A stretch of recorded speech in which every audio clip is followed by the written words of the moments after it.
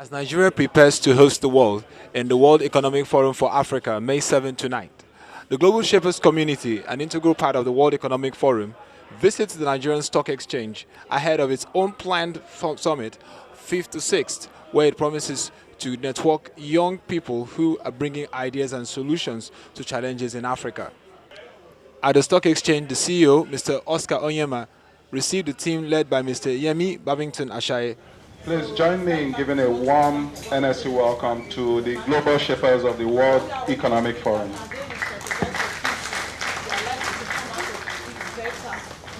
The Global Shapers community is a network of hubs across the world, and they will be explaining a few things to you. But let me first of all start by introducing the representatives that are up here with me. So we have Mr. Yemi Babington, is the Director and Global of the Global Shaper community, to my right. And then to my left I have Ms. Joyce Awo-Jodu, who is the Technical Assistant to the Honorable Minister of Power, but also the Curator of the Abuja Global Shapers Hub. I have Mr. Saliu Yakasi. He's the curator of the Kano Hub and Presentation Assistant, right? Yeah. And then we also have okay. We also have Chidiogo Akunyelu, who is the head of Africa for the Global Shapers community.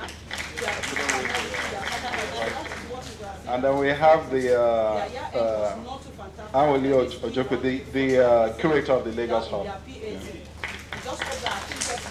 We have executive committee members of the exchange here flanking us. Let me ask Yemi to make a few remarks. Okay. So my name is Yemi Babington-Ashaye. I'm the director of the Global Shapers community. Thank you for the time.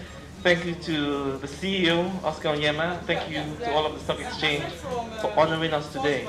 The Global Shapers community is a local, kind of a global network of local communities. Each local community is based in a city. And we have young people in their 20s who join.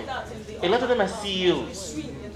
Some people in the Guinness Book of World Records. Some of them are stars. Some of them you've never heard of before. Some of them work in schools as teachers, some are doctors, police officers. So a very diverse community, and we asked them to work together to do something positive locally. We started this in 2011. Today we have 327 hubs across the entire world. The Rotary Club has 2 in China. We have 17. In India we have 25. In the USA we have 30. We're in every Latin American country except Cuba.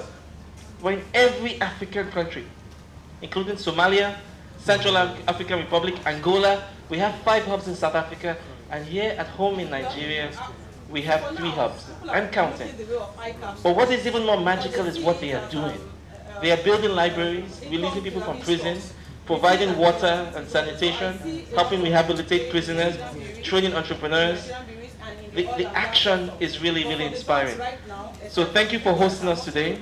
One of the biggest ways you can support young people who are trying to positively impact their communities, one of the biggest ways you can support them is by showing them that you're paying attention.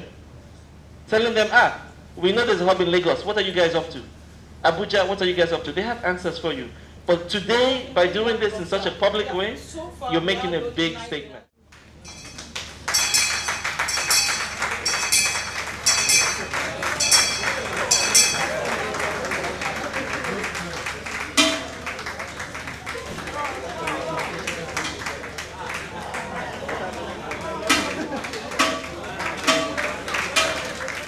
Speaking on the Global Shapers, Mr. Yemi Babington-Ashaye described the hub as one that connects young people in their 20s who have ideas and who have solutions to the challenges in the continent, considering the demography of Africa, which is about 40% under 15 and 70% under 30. Good afternoon, Mr. Yemi, from the Global Shapers of the World Economic Forum. First, tell us about what the Global Shapers have been doing and about the strategic conference coming up in Nigeria, how critical it is to Nigeria and Africa. Okay, fantastic. Thank you. The Global Shapers community exists to improve the world one community at a time. So we have young people who come together and do something locally. We have here with me Joyce, who's curator of the Abuja Hub. So she can give you examples. But beyond Abuja, let's talk about Abuja. For example, Lagos is very passionate about entrepreneurs. And so they run these workshops where if you want to start a business, you come, you have an hour or two, but you make a pitch, they give you feedback. Or they can tell you how to put your pitch together. They've recently had a great success where somebody who came to one of their workshops had an idea about selling akara. So they helped this person put it together, put a budget together. So when this person went to make a pitch to financial institutions, they got the money. The money they were asking for was 700,000 naira. They got 1 million because they made the pitch so well, but it was also very detailed. We have shapers connecting schools to the internet. So in Addis Ababa, they found several public schools with fully equipped computer labs, but no connection to the internet because there was no budget. So they raised funds enough to connect 10 schools. And we help to connect them to the government. We have shapers, for example, in Bamako in Mali.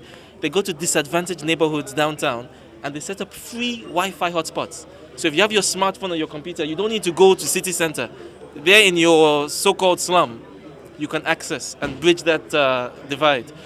There are many more examples. They're doing blood drives, bringing water to communities that don't have water. And of course, they can't replace government. You know, they can't replace big civil society organizations, but they can also do something. We exist for two reasons. We see young people as part of the solution, not just part of the problem. Very often when you hear the discourse on young people, we describe them as part of the problem. We see them as part of the solution. That's what the Global Shapers Committee stands for. What way to demonstrate that? Well, they'll demonstrate it. They get together, they organize, they raise funds, they make it happen. The second reason we exist, and there's only two, is we believe anytime decisions are being made, young people must have a seat at the table. And we're specifically going to center on agriculture, technology, entrepreneurship, and education. And it's a way for all of us who are doing impactful projects across the continent to come together and really serve as a forum to think about how we can take it to the next level. We all know the problems. The time is to bring the solutions, and bold solutions at that. Are we expecting young CEOs across the world to come for this conference? Absolutely. We have CEOs, activists, entrepreneurs, public sector officials. We have farmers. The Global Shapers are a diverse group of people, and we cut across all stratas and all divisions and all sectors. The theme of the entire meeting is forging inclusive growth, creating jobs. So it's good and well that Africa is growing faster than most other regions. That's good and well. It's good and well that we're going to have today Nigeria is the largest economy in Africa. That's all good and well. But to what extent are we sharing that growth? To what extent are we making sure that the population is also better off? You know that by the year 2035, McKinsey released a job report that suggests Africa will have a larger labor force than China and larger than India.